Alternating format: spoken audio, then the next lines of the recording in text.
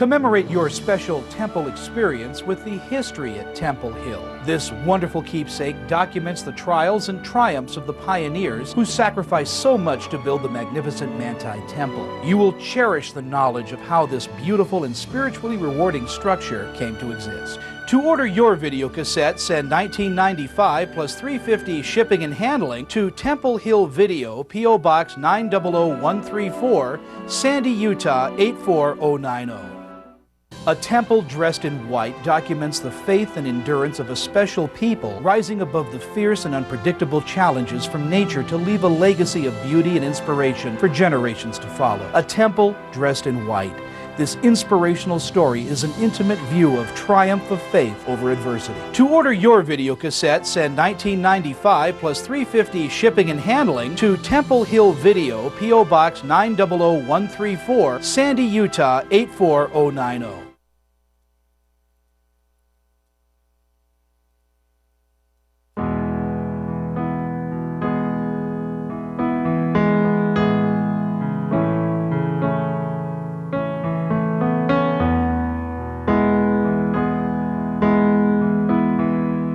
The beautiful Cache Valley has always been unique to this part of the West because its many streams provided such lush summer growth that it was first called Willow Valley by the mountain men.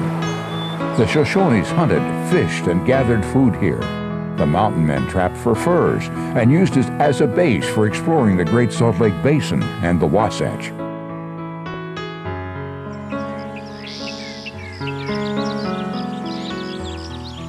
We look at these beautiful valleys and mountains in northern Utah, and we appreciate how stunning they are and what wildlife we see and the beauties of nature.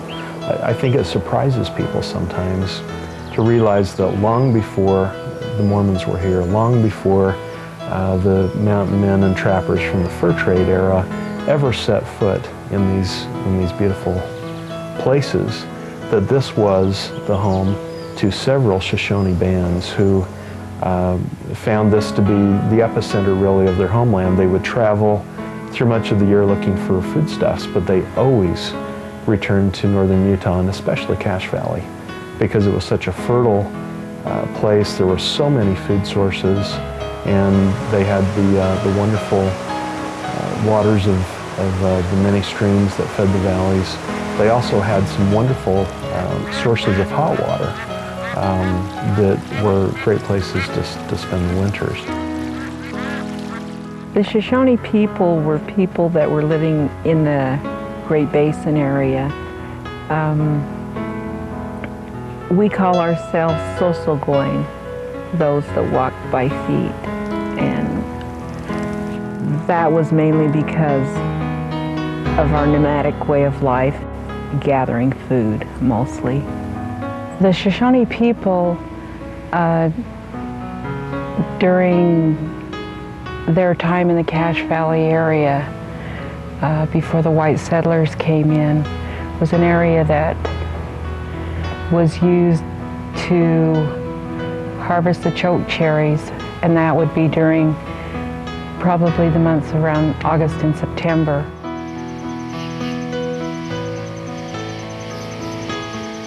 There was also the marsh area that they could get eggs from, they could get waterfowl from.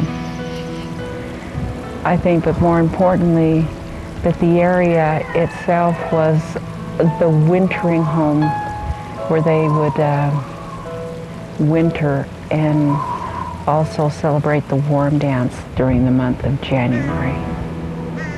The diet for the Shoshone people was a lean meal, because if you didn't go out and you didn't work to find that, you didn't have as a good a meal like they would during the fall time when they were able to hunt for deer or larger game. Some of the times, you know, things would be better than others.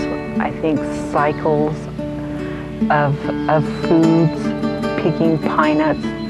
They knew that there were going to be lean times, but when there were good times, that's when you ate good. To be able to harvest the choke cherries, to pound them, to make little patties that they would dry, and they would use later on during the winter months. The pine nuts that they would ground, and they could save those. Deer meat was probably one of the staples that they used that would sustain them through the winter. But you know, depending on what conditions the winters were, you know, would depend on how you would make it through the next year towards the springtime, hoping that your winter wouldn't be as severe. The Shoshones in Idaho and Utah and Wyoming were fortunate enough to get horses at an early period and were able to hunt big game like buffalo, which was in the area until 1830. I think maybe some of the last buffalo were here. Our particular band, for the most part, lived in northern Utah from Salt Lake North up into the Pocatello area. There were approximately 10 bands of northwestern Shoshones, and each band was composed primarily of extended families. Some bands may have gotten as large as 100, 120. Some may have been as small as 40 to 60. And the bands really didn't get together very often unless they went on a big hunt, or if there was a war, then they would get together for those two activities. In the wintertime, several bands would get together and camp together, and normally they would camp near a warm spring or always near a river. Our particular band was one of several, 3 or 4, that used Cache Valley as one of our areas that we inhabited quite a bit. And so in the wintertime, our particular band and maybe 3 or 4 other bands would camp near Franklin, Idaho, in a depression where there were a lot of willows and cattails, and near warm springs. And we could take nice warm baths in the winter. We could have hot water for various things, and it also moderated the temperature of the area, so it was warmer. Even though Cache Valley was very, very cold in the winter, quite often getting as low as 20 or 30 below zero. So we'd camp there in the wintertime, and in the spring, about in January, several other bands would join us there and would participate in one of our 2 major dances during the year, which was called the Warm Dance. And it was a ceremony to hurry up spring, and that's basically all it was for. And so every year we would have that dance and perform that ritual, and when it was over after a week or 2, the other Shoshones who would join us, who came from Idaho and a lot came from Wyoming, they would go back to their homes after the warm dance. When spring would come, the 4 or 5 bands would break up again into smaller groups. And each of them would have their own particular area where they would go, and it was just probably a habit, you know, where their previous families had gone for years and years. And the thing about the Shoshones is that we pretty well went where the animals were, or where we knew seeds were growing, or where we knew berries and other things were growing during those particular times of the year. And so they would pretty much have a very settled migration that they would follow every year. Because the area was so harsh and it wouldn't support large groups of people, normally in the fall, most of us would end up in eastern Nevada to gather pine nuts because it was such a staple food for us. In the spring, when the big camp would break up, the Indians would fish the various streams in Cache Valley, which would include the Bear River, probably the Logan River. I'm sure there were several streams that came out of the mountains, like Blacksmith Fork and other rivers that flowed through the valley. The Bear River probably would have been the principal river because it was the largest, and the Bear River Basin is typically where the Shoshones made their homeland. Water was such an important thing. You have to realize that in a desert area like this that you don't get very far from water. Of course, the Indians would utilize all of the materials they had. From the streams, they would get small willows, and they would make baskets and other kinds of water jugs. They would form the willows into a round bottle-shaped thing, and then they would get pine gum from the pine trees, and they get hot rocks and put the rocks inside the basket, and then they would rub the pine gum, which was really sticky, on the outside, and as the pine gum would warm from the hot rocks, it would melt into the cracks in the willows, and they would have watertight vessels that they could carry water in. And they made all different kinds of baskets depending on what their need was. Some well-known frontiersmen were here, including Jim Bridger,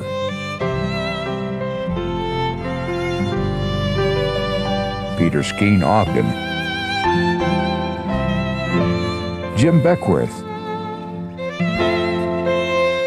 and Ephraim Logan, who claimed to be the first to call this oasis in the desert Cache Valley. One of the first mountain man rendezvous was held near Nibley in 1826. Before pioneer settlement, this was the land of the Shoshone and mountain men. The first trappers, I think, that we know of for sure were probably French Canadians working with the Hudson Bay Company, who came into the valley as early as 1818 and over into Bear Lake Valley at the same time. Some of the most noted and earliest rendezvous were held in the south and east corner of the valley along the Little Bear River and Blacksmith Fork River, where Native Americans came and traded. The trappers gathered. Of course, for the most part, trappers, not only in Cache Valley, but everywhere, trapped in the winter, because the pelts were a lot thicker and more luxurious. You know, originally when the trappers came into this area, if you visualize some of the other valleys of the West, one thing that was particularly true in the middle of this valley, especially along the Blacksmith Fork River and the Logan River, and where they come down into the valley and come together before they break out to the west toward the Great Salt Lake, is that unbelievable amount of willow trees. And so they originally called it Willow Valley, because again, there's a lot of water down in the valley. The willow trees were paramount and beautiful.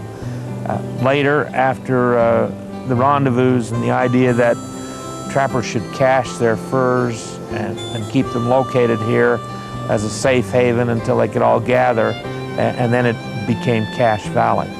But originally the Willow Valley thing, I think, is a very good geographic description of how the valley was.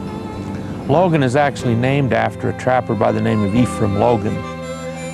He was killed up in Idaho, and his fellow trappers, to memorialize him, named Logan River. And then it became Logan Canyon and the community of Logan. The Logan name has been maintained, and I think it's very, very fortunate that at least that is a remnant of the historic trapper experience in Cache Valley.